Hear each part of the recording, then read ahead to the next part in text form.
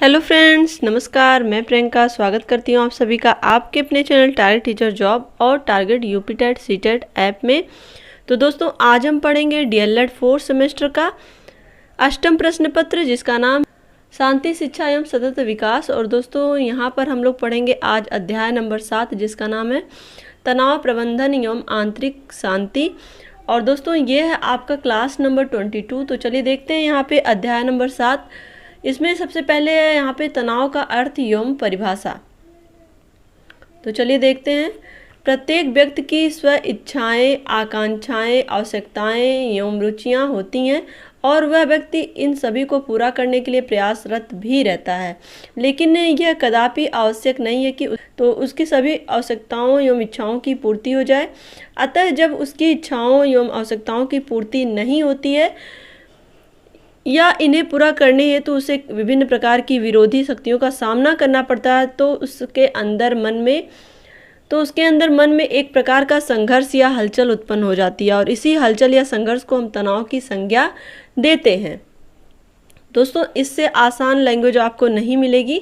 यहाँ पे देखिए, जब हमारे अंदर बहुत सारी इच्छाएं, बहुत सारी हमारी आवश्यकताएं हैं और जब उन आवश्यकताओं की पूर्ति नहीं होती, तो कहीं ना कहीं हमारे मन में एक विरोधाभास आ जाता है और उसकी वजह से हमारे मन में संघर्ष चलता रहता है और इसी संघर्ष को क्या कहते हैं? तनाव कहते हैं। क्लियर? तो चलिए देखते हैं यहाँ पे क्रो एवं क्रो के अनुसार। तो दोस्तों, यहाँ पर देखिए, क्रो के अनुसार तनाव या संघर्ष उस समय उत्पन्न होते हैं जब एक व्यक्ति को पर्यावरण की उन शक्तियों का सामना करना पड़ता है जो उसकी स्वयं की रुचियों और इच्छाओं के विपरीत कार्य करती हैं। तो दोस्तों, यहाँ पर देखिए, क्रो ने कितने आसान शब्दों में कहा कि जो तनाव होता है वो उस समय उत्पन्न होता है हमारे मन में जिस समय हमारे जो भी इच्छाएं हैं, जो आवश्यकताएं वो पूरी ना होती हैं और कहीं ना कहीं पर्यावरण जो है वो पर्यावरण की उन शक्तियों के विपरीत होता है जो हमारी इच्छाओं के खिलाफ होता है, हमारी आवश्यकताओं के खिलाफ होता है, हमारी रुचियों के खिलाफ होता है, जिसकी वजह से ये तनाव उत्पन्न होता है। अब देखेंगे हम यहाँ पे तनाव के प्रकार।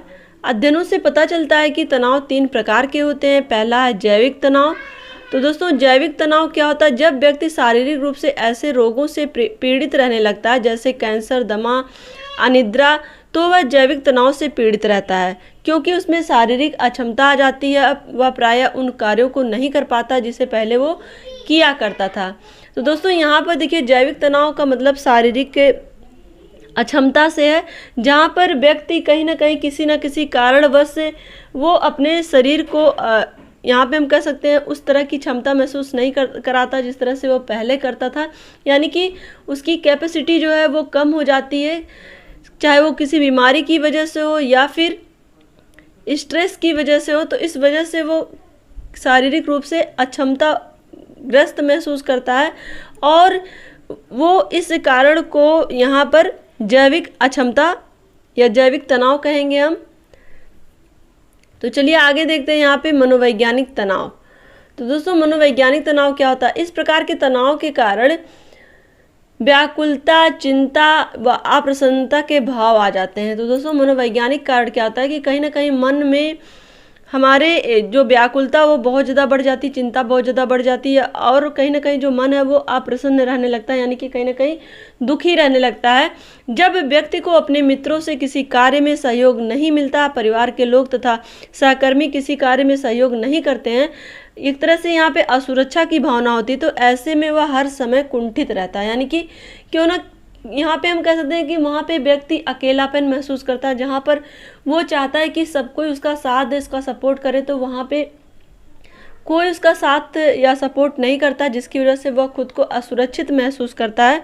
तो ऐसे में वह हर समय कुंठित रहने लगता है और अपने परिवार के लोगों, मित्रों, भाई बहनों की तुलना में आत्महीनता की भावना आ जाती है। यानी कि वो खुद को कमज़ोर महसूस करने लगता है, उसके अंदर यहाँ पे हम कह सकते हैं आत्महीनता आ जाती है और व्यक्ति तनाव से पीड़ित हो जाता है। उपेक्षित बालक सदैव तनाव से पीड़ित रहता है। मनोवैज्ञानिक तनाव 2 प्रकार के होते हैं, अहम निहित और अहम रहित।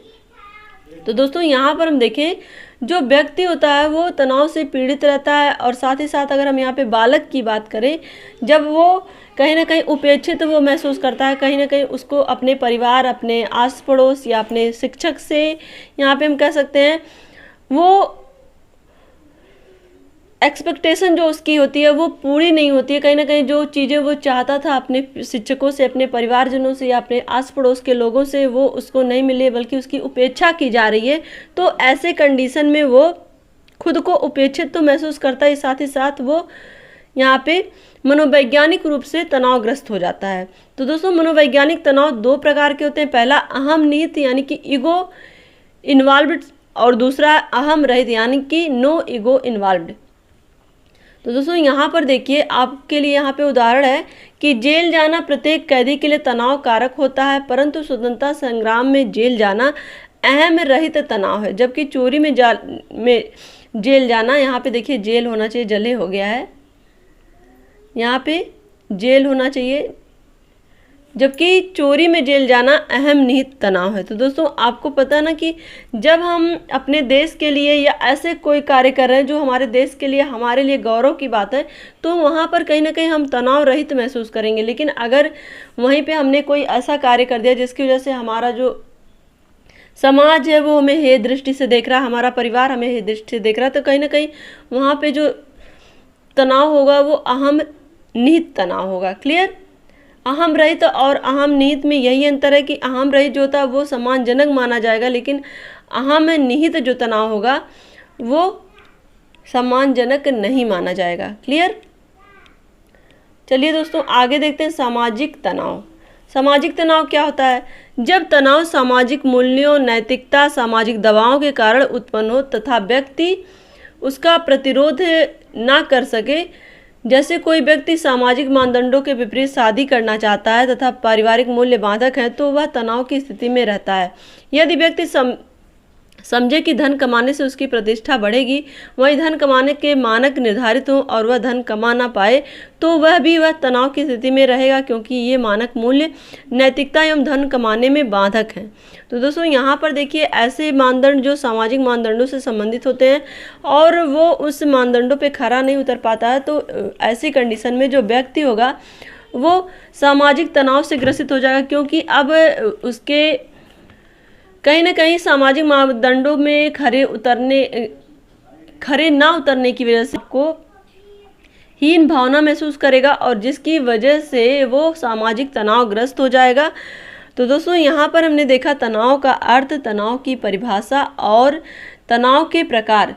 तो दोस्तों, तनाव का अर्थ आपका सीधा सीधा था कि जब हमारी इच्छा होती है किसी भी चीज़ की, जब हमारी आवश्यकता होती है, तो जब हमारी इच्छा या आवश्यकता पूरी नहीं होती है, तो उस स्थिति में क्या होता है कि हमारे अंदर एक तरह से प्रेशर बढ़ जाता है और हम कहीं ना कहीं विरोधाभास हमारे मन में आ जाता है, और उसकी वजह से हम परेशान रहने लगते हैं, और उस परेशानी को क्या कहते हैं? तनाव कहते हैं। और दोस्तों, तनाव के प्रकार आपने देखे ही, जैविक प्रकार और मनोवैज्ञानिक प्रकार और सामाजिक प्रकार। मनोवैज्ञानिक प्रकार में दोस्तों हमने देखा था कि यहाँ पर कि तनाव जो होते हैं, मनोवैज्ञानिक तनाव भी दो प्रकार के इसमें बताए गए थे। इसमें हमने देखा था कि मनोवैज्ञानिक तनाव दो प्रकार के हैं, जिसमें अहम निहित तनाव थे और दूसरा था अहम रहित तनाव। तो अहम निहित तनाव में ये होता है कि जैसे कोई व्यक्ति किसी प्रिय की दवा न कराने से मृत्यु होने से अहम निहित तनाव उत्पन्न होता है, अर्थात लापरवाही से मृत्यु होना। यानी कि व्यक्ति चाहता तो था कि वो अपने जो भी उसके बीमार थे उसकी दवा कराए, लेकिन उसके पास कहीं ना कोई कारण था जिसकी वजह से उस व्यक्ति की मृत्यु हो जाती है, तो वहाँ पे अहम निहित तनाव है। यदि दवा की गई होती तो उस स्थिति में क्या होता कि वो अहम रहित तनाव होता। सीधी सी बात आप समझिए कि अहम निहित तनाव का मतलब होता है कि कोई ऐसा कारण, अहम निहित का मतलब होता है कोई ऐसा कारण जिसकी वजह से व्यक्ति को जीवन में पछताना पड़ेगा, कहीं ना कहीं व्यक्ति के अंदर आत्मग्लानि आएगी, तो वहाँ पे अहम निहित तनाव होगा। और कहीं ना कहीं जब व्यक्ति अपना पूरा प्रयास करेगा और उसमें सफल भले ही ना हो पाए, लेकिन उसने प्रयास किया है, यानी कि उसको पछतावा नहीं करना पड़ेगा, तो कहीं ना कहीं वो अहम रहित तनाव होगा, क्योंकि वहाँ पर उसने अपना पूरा प्रयास किया, पूरा प्रयत्न किया, लेकिन वो उसमें सफल नहीं हुआ, अलग बात है, लेकिन वहाँ पे अहम रहित तनाव होगा, क्योंकि उसने पूरा प्रयास तो किया, लेकिन जहाँ पे व्यक्ति को प्रयास करने का मौका नहीं मिला वहाँ पे क्या होगा, वहाँ पे अहम निहित तनाव हो जाएगा। क्लियर, बस इतना सा अंतर है। तो इस तरह से हमने देखा यहाँ पे जैविक तनाव और मनोवैज्ञानिक तनाव, जिसमें अहम निहित तनाव और अहम रहित तनाव पढ़ा, और उसके बाद हमने पढ़ा सामाजिक तनाव। तो दोस्तों नेक्स्ट वीडियो में हम लोग देखेंगे तनाव के कारण। तो आज के लिए बस इतना ही। वीडियो को लाइक करिएगा, अपने दोस्तों के साथ शेयर करिएगा, और अगर आप चैनल पे नए हैं तो प्लीज़ चैनल को सब्सक्राइब जरूर कर लीजिएगा। और दोस्तों इस चैनल के माध्यम से आपको हिंदी और सामाजिक दोनों ही विषयों के नोट्स बना के पढ़ाए गए हैं, तो आप ज़रूर अपना स्टडी करिए। मिलते हैं दोस्तों नेक्स्ट वीडियो में। अपना ध्यान रखिए, अपनों का ध्यान रखिए, अपने आसपास सफाई रखिए। हमसे जुड़ने के लिए बहुत बहुत धन्यवाद। Take care, bye bye, love you all, जय।